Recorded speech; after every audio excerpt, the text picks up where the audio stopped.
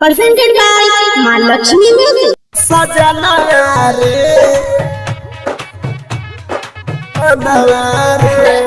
DJ Kanchan Raj घरवा में लागे नहीं बनवा रे सजना रे और देश में छुटल सजना रे हो घरवा में लागे नहीं मना रे परदेश में छुटल सजना रे मना रे सजना रे हो घरवा में लागे नहीं मना रे परदेश में छुटल सजना रे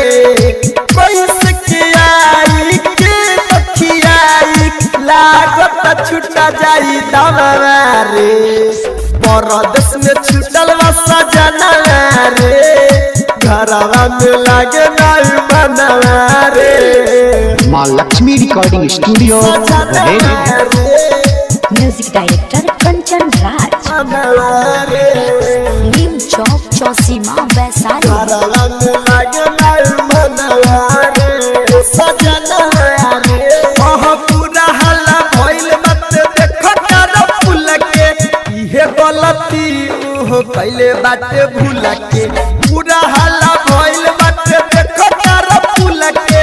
इहे गलती ओह पहले बाटे भूल के लागता कि ले लिपरना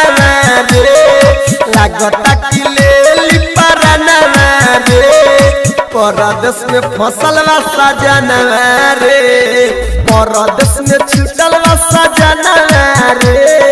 घरवा में लागे नहीं बनवा रे सजना रे डीजे कंचन राज घरवा में लागे नहीं बनवा रे सजना रे ओह पूरा देश में भइल बटल कजन हो